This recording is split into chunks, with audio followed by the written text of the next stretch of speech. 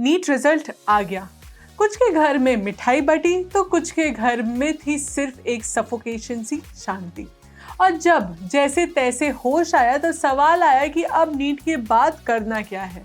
अगर आप भी इन स्टूडेंट में से हो या फिर इनके पेरेंट्स हो तो ये वीडियो उनको ज़रूर शेयर करो और बताओ कि नीट करियर की स्टार्टिंग है, एंडिंग नहीं। नीट के बाद भी जिंदगी है, अपॉर्चुनिटीज है और आज इस वीडियो में मैं आपको इन्हीं ऑप्शंस और इनके स्कोप्स के बारे में डिटेल में बताने वाली हूँ। एंड डोंट वरी, मैं आपकी कोई 15 से 20 कोर्स की बोरिंग लिस्ट तो नहीं दूंगी। ऐसी लिस्ट तो आप गूगल से भी सर्च कर सकते हैं, but I will try to help you understand what is better for you and why. क्योंकि ये डिसीजन सिर्फ 5 से 6 साल का नहीं, आपकी पूरी जिंदगी का है। तो सबसे पहले खुद से एक ऑनेस्ट सवाल पूछो। अगर आप कॉन्फिडेंट हो कि इंडिया में अवेलेबल 1,36,939 मेडिकल सीट में से एक सीट सिर्फ आपकी ही है तो ये वीडियो तुरंत स्किप कर दो।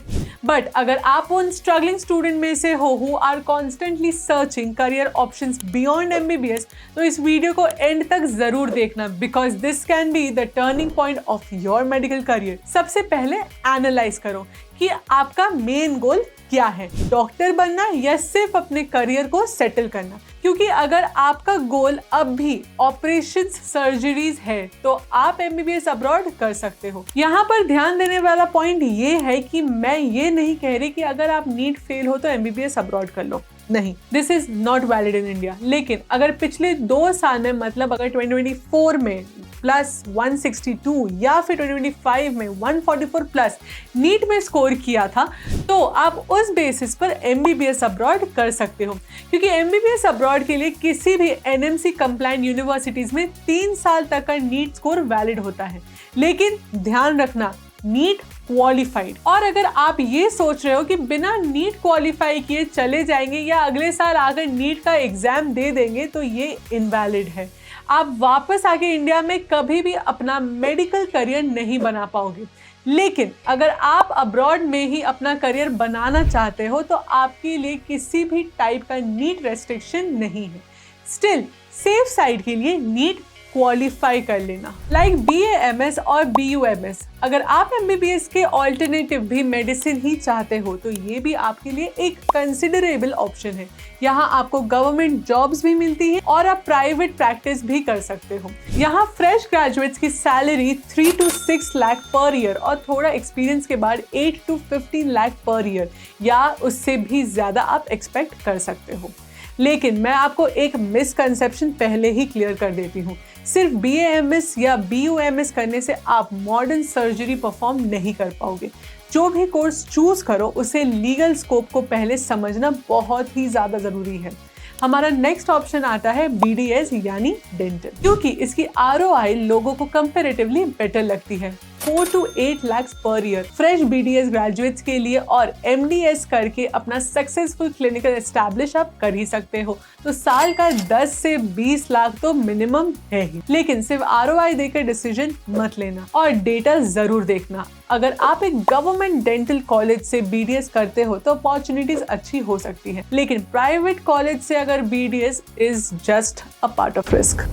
क्योंकि एक तो BDS के बाद आपको MDS करनी होगी और दूसरा आपको अपने दिमाग में ये क्लियर रखना होगा कि आपको प्राइवेट में ही प्रैक्टिस करनी या फिर खुद का एक क्लिनिक खोलना होगा। और क्लिनिक चलाना आप किस डिग्री से नहीं सीख सकते, उसके लिए इन्वेस्टमेंट भी चाहिए होती है, पेशेंस भी और टाइम तो जरूर है। इसलिए BDS तभी चूज करो जब जेन्युइनली डेंटिस्ट्री में इंटरेस्टेड हो, सिर्फ एक ऑल्टरनेटिव समझ कर। नेक्स्ट ऑप्शन है BVSC वेटनरी साइंस। आज इंडिया का pet care market rapidly grow कर रहा है, सब जगह अपॉर्चुनिटीज बढ़ रही है, बी इट गवर्नमेंट और प्राइवेट, क्योंकि आजकल के youngsters are more into pet lovers. और the plus point is competition भी कंपैरेटिवली काफी कम है और स्टार्टिंग सैलरी भी जनरली 4 to 8 लाख तक होती है। इसके बाद अगर आप गवर्नमेंट हॉस्पिटल या फिर प्राइवेट हॉस्पिटल से क्लिनिक में प्रैक्टिस करते हो तो एक्सपेक्टेड अर्निंग आपका 10 से 20 लाख सालाना तो हो ही जाता है। अब हम आते हैं नेक्स्ट ऑल्टरनेटिव पर, जो कि है फार्मेसी। अगर आप सोच रहे हो कि फार्मेसी का मतलब सिर्फ मेडिकल स्टोर चलाना होता है तो आप पूरे के पूरे गलत हो। यहाँ research, drug manufacturing, clinical research, medical science, marketing regulatory affairs, बहुत कुछ इंक्लूडेड होता है। और अगर फ्यूचर में स्पेशलाइजेशन करते हो तो पैकेज भी आपको काफी अच्छा खासा मिल सकता है। बी फार्म के बाद फ्रेश ग्रेजुएट्स की salary 3 to 4 lakh rupees per year से शुरू होती है। नेक्स्ट ऑप्शन उनके लिए है जिन्हें बायोलॉजी के साथ साथ रिसर्च में भी इंटरेस्ट है। बायोटेक्नोलॉजी, इंडिया के कंपैरिजन में अब्रॉड में बायोटेक्नोलॉजी की डिमांड और सैलरी दोनों काफ़ी बढ़ चुकी है। और अगर फ्यूचर में एमएससी या पीएचडी का भी प्लान है, ये एक स्ट्रॉन्ग ऑप्शन आपके लिए ज़रूर बन सकता है। बायोटेक्नोलॉजी ग्रेजुएट स्टार्टिंग में 3 से 6 लाख पर ईयर होती है। एमएससी, पीएचडी या इंडस्ट्री एक्सपीरियंस के बाद ये पैकेज 10 से 25 लाख पर ईयर तक पहुंच जाता है। और इस सब के अलावा भी आप बहुत से ऑप्शन कंसिडर कर सकते हो, like anaesthesia operation, theatre technology, cardiovascular technology, radiology, emergency and trauma care and much more. In courses की खासियत है job opportunities in next coming years. देखो, हॉस्पिटल इंडस्ट्री ग्रो कर रही है तो टेक्नीशियंस की डिमांड भी बढ़ रही है, लेकिन सैलरी एस्पेक्ट बताऊं तो starting generally 2.5 to 5 lakh per annum से हो जाता है और एक्सपीरियंस के साथ हाइक तो इम्प्रेसिव ही होता है।